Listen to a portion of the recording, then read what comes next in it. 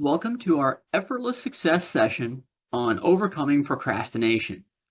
This class on procrastination will explore what procrastination actually is, why we do it, and how we can take consistent action to complete our tasks and meet our deadlines without procrastinating.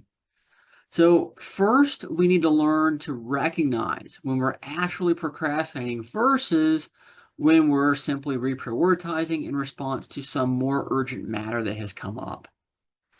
So what is procrastination versus delay?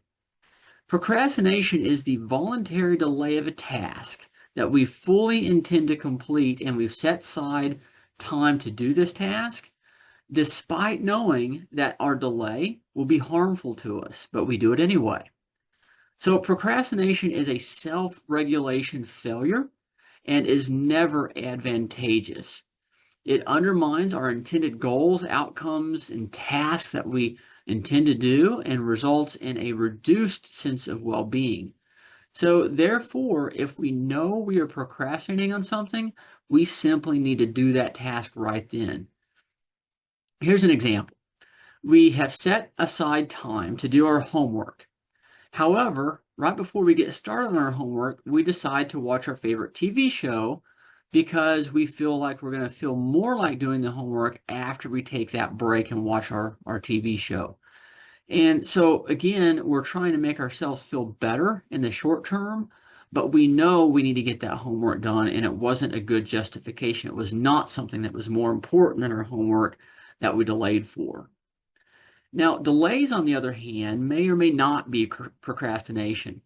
As Tim Pitchell notes, there are many prudent types of delays based on priorities. Some tasks need to be done before others based on their importance. Some tasks must be done before others because they simply are more important. And some tasks require delay due to circumstances outside of our control. Perhaps we got sick, we had our car breakdown or something like that, and it was simply beyond our control, so there had to be a delay that was inserted into where we wanted to take care of our tasks. So again, some examples of healthy delay that are not procrastination include the following: delaying homework in order to pick up our kids from school. So therefore, we're not going to schedule our homework at 3:30 because we know at that time we're going to be picking up our kids from school. So we can't do our homework there. We're going to delay because of something more important. Not going to class because you're sick. Again, that's inevitable. It's beyond your control, but it needed to be done. So there needed to be a delay there. And finally, choosing to work on an assessment report that your boss is needing rather than working on a productivity recommendation report. And again, that's due to relative importance. And so we've simply had to take two tasks that we intended to do and prioritize which one are we going to actually do. That's not procrastination. That's purposeful delay. Now remember, we tend to avoid tasks that we find unpleasant or that we don't consider important. However, when a task needs to be completed, procrastination is never the right choice. It's also crucial to remember that procrastination can become a harmful habit. So if we repeatedly give in to the short-term relief of feeling good now for some aspects of our lives by procrastinating at the expense of stress and regret later, it's likely going to manifest itself into procrastinating on lots of other areas of our lives.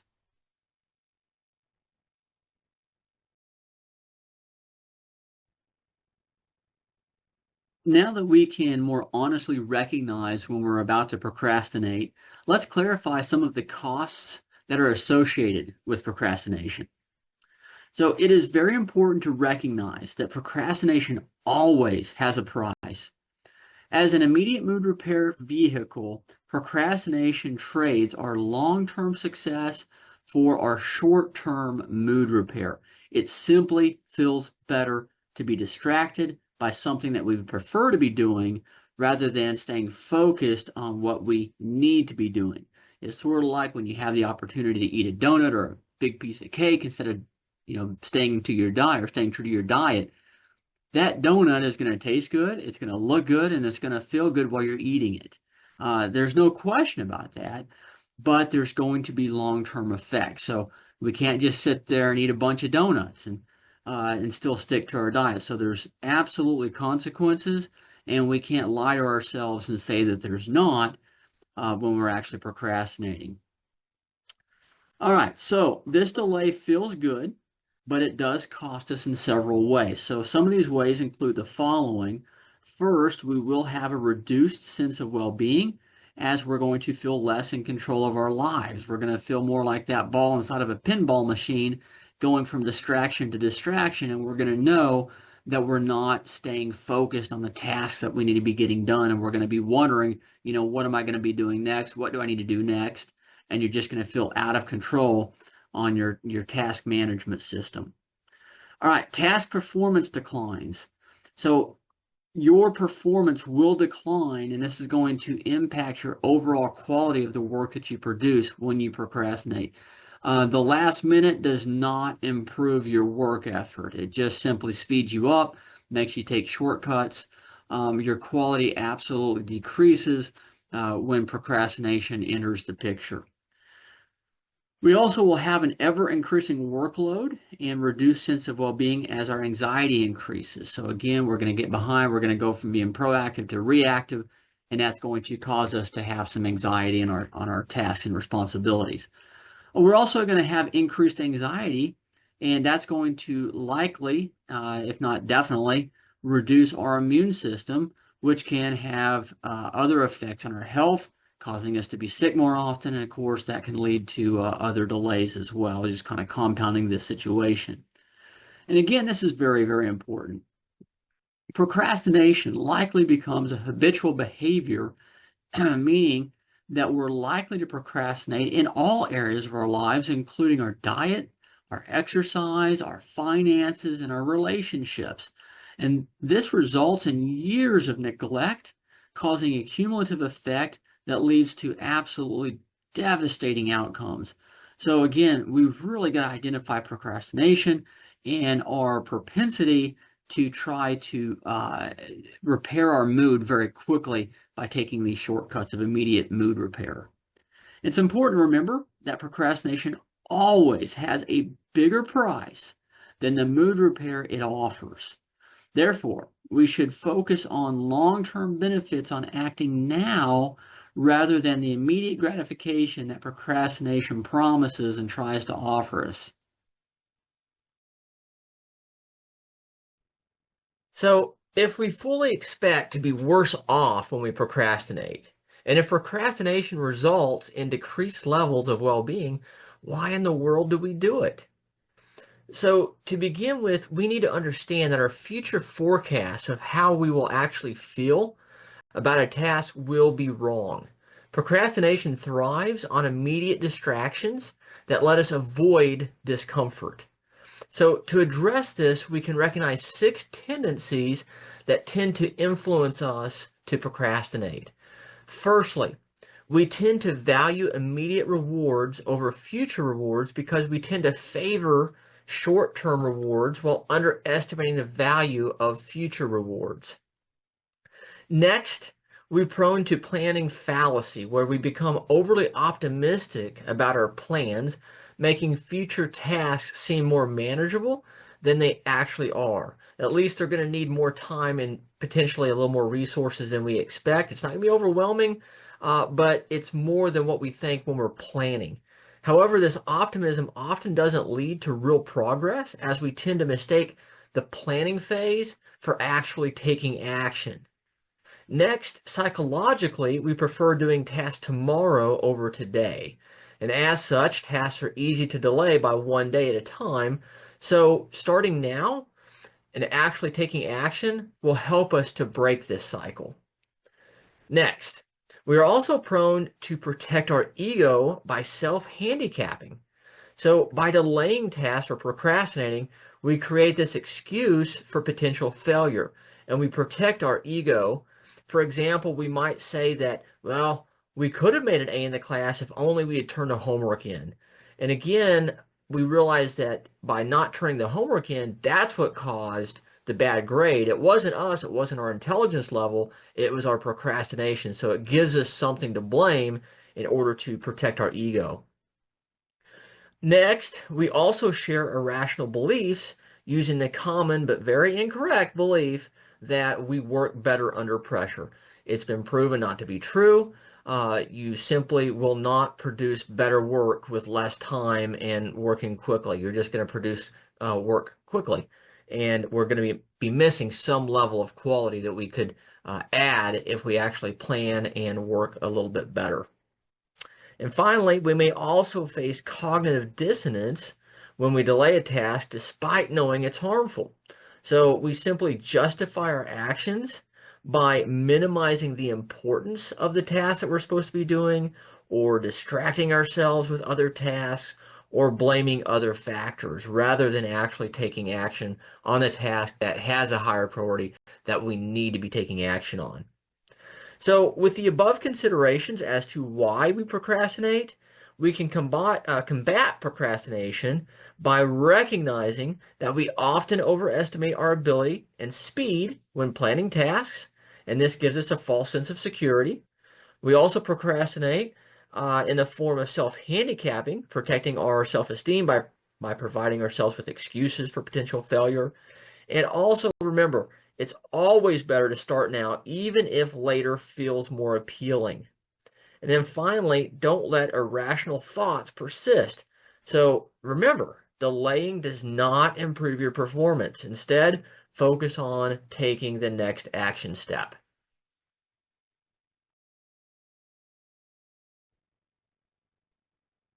To truly overcome procrastination, we need to cultivate its opposite, a habit of building momentum through implementation intentions. This approach uses an if-then plan to identify potential procrastination triggers and replace them with immediate action. The moment you feel the urge to delay, the plan kicks in, prompting you to take action. As Tim Pitchell puts it, if I don't feel like doing something, then I do it, leading to progress even when you want to wait. And simply put, starting is transformative. It fuels progress on our goals, which in turn lifts our mood, helps us to feel better, and boosts our well-being. Implementation intentions support goal achievement by specifying when, where, and how we'll work on our goals or sub-goals. And these pre-decisions allow us to delegate the task of getting started to specific situations or triggers, reducing the need for effortful self-regulation or discipline and making it easier to build momentum. So let's run through the implementation intention cycle real quick. First, we're going to identify what action we need to take that we're typically prone to procrastinate on. Then we need to make a plan on when, where, and how we're going to do that. So what location am I going to take this action in? How am I going to complete that task or work on that task? Again, what is going to trigger that actual set of actions so that I don't procrastinate, but when I feel like it, I'm going to take action. So once I have linked that action trigger, then I'm going to automatically start that action when that trigger is encountered. So again, I'm using automatic triggers when the situation arises rather than trying to be disciplined and force myself to do something I don't really want to do. And then finally, when we deploy that implementation intention and take those actions, we're going to experience the emotions of feeling better and that progress, and that's going to lead us to take that behavior more often, which the intent of this is to create implementation intentions as a habit rather than have procrastination as our habit.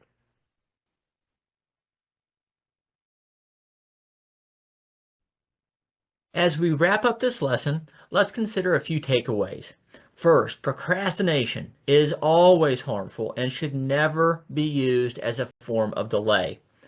Next, procrastination will always reduce our performance. It will increase our workload. And if we're not careful and we allow procrastination as a habit, it will overflow into other areas of our lives and will affect our finances, our health, our well-being, and our careers, etc. So this is a terrible habit to allow to take hold in our lives. And then finally, identify procrastination triggers, something that we're prone to procrastinate in, and incorporate implementation intentions so that we can take action now on those tasks that are important to us. So in order to practice what we've learned today, a couple action items that you should consider. First, identify a task that you tend to procrastinate in and create an implementation intention to support it. Next, practice this behavior consistently to maximize the implementation intention tool in eliminating our procrastination or our tendency to procrastinate. Again, we're trying to establish new habits to replace the procrastination habits. I hope you found this lesson very helpful, and remember, we're shaping our future one habit at a time.